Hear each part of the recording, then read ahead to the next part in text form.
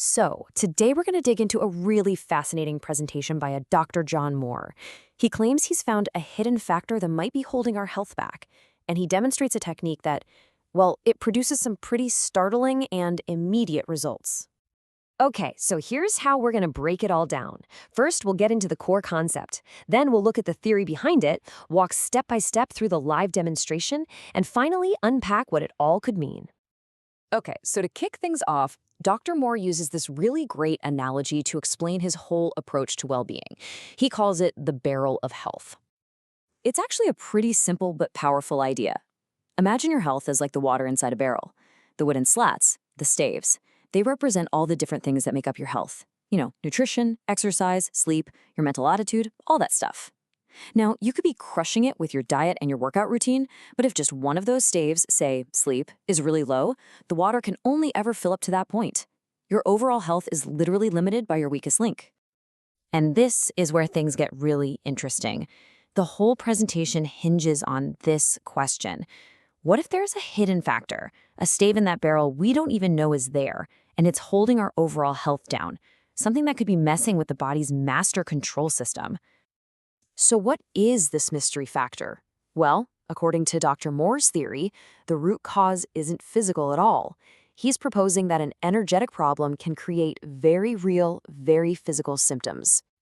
And this whole idea fits into a philosophy he calls fortifying the body. So instead of, say, directly attacking a specific symptom, the goal here is to remove any interference that's holding the body back. The thinking is, if you do that, its natural, healthy state can just reemerge all on its own. And the system that gets hit the hardest by this interference, he says, is the body's main command center, the nervous system.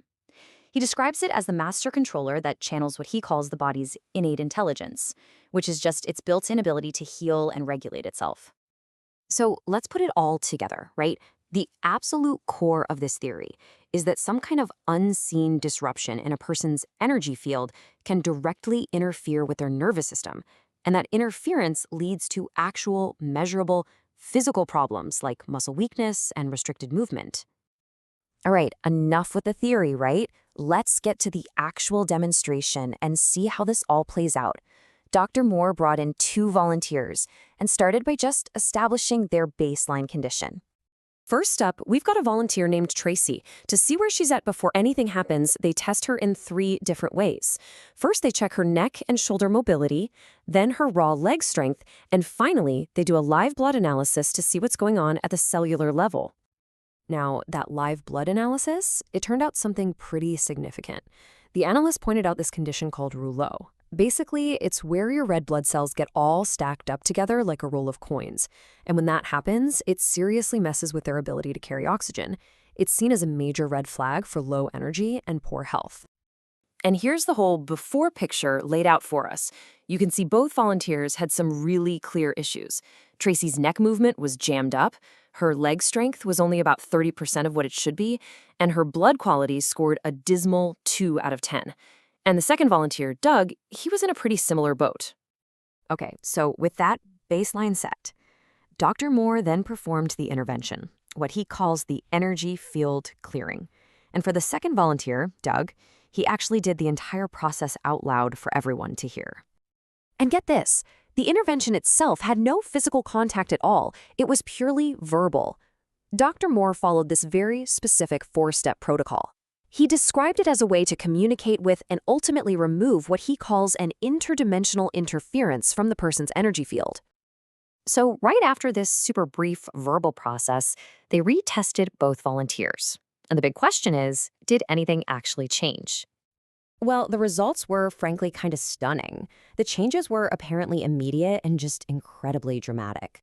All of a sudden, Tracy's neck movement was more even, her leg strength went through the roof, and her blood quality score took this massive leap. And Doug saw similarly huge improvements in his mobility and strength, and his blood quality score more than doubled. I mean, let's just zero in on Tracy's blood quality for a second. The analyst rated her first sample a 2 out of 10. Just a few minutes after that non-physical clearing, a brand new sample from her was rated a 9 out of 10. The analyst said the cells just weren't clumped anymore and were moving around freely. And it wasn't just her blood. Her physical strength took this incredible leap, too. Her leg strength was first measured at around 30%. After the clearing, it was rated at 90%. That's a 60 percentage point jump in just a few minutes. So, what on earth does this all mean?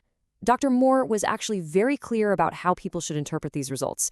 He framed it not as some kind of cure, but as one single piece of a much larger health puzzle. And this is probably the most important part of how he talks about this work.